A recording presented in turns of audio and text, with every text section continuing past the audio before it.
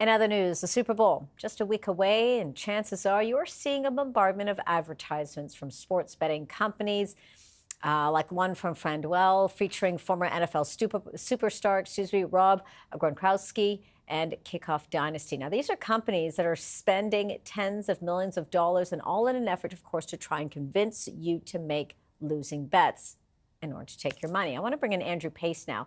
Andrew is the founder of inplayLIVE. This is a sports wagering community of professional bettors who are also advocating for fair play. Andrew, thanks so much for giving us your time today.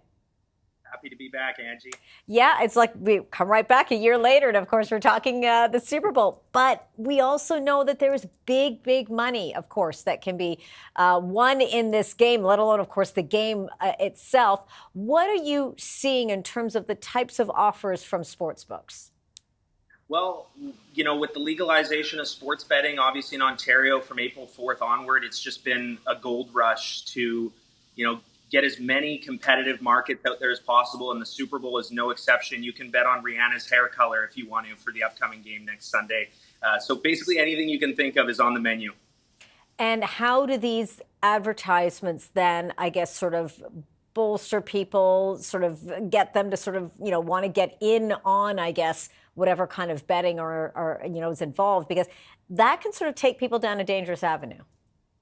100%. These sports books, they have a fiduciary responsibility to try to make as much money as possible. And unfortunately, that can come at the expense of the sports bettors themselves. So, we've got Jamie Foxx with BetMGM, and he's at work, he's at the family table, he's at a formal function, and they try to normalize sort of the look of sports betting in these areas that, it really shouldn't be a part of, that take you away from the present. And I think that that's something that is definitely training our brains overall to kind of just normalize the whole thing and make it, an everyday thing to be gambling on sports and on other things as well. You mentioned the Rob Gronkowski ad on FanDuel. FanDuel also has one where someone's leaving the grocery store and his brain is running through different scenarios, like what are the odds of the bag holding or breaking on his way back from the grocery store. Right. And it's just really training our brains to think in terms of gambling. So then what are you guys doing with inplayLIVE to ensure that there's fair play? Because anyone that sees an advertisement, they may not necessarily be able to determine whether there's, a level of irresponsible gambling behind all of that.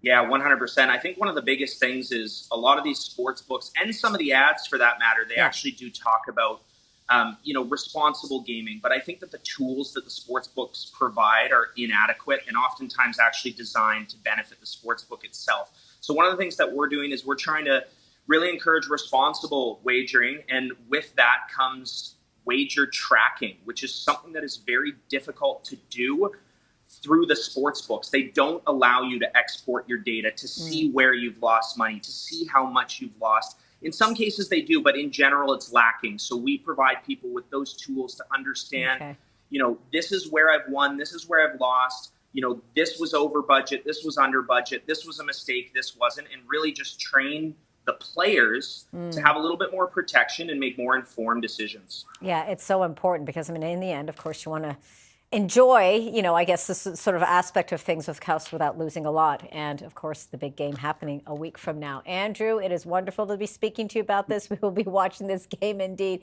speaking to you as well. Andrew Pace is founder of inplayLIVE. Thanks again, Andrew. Thanks, Angie.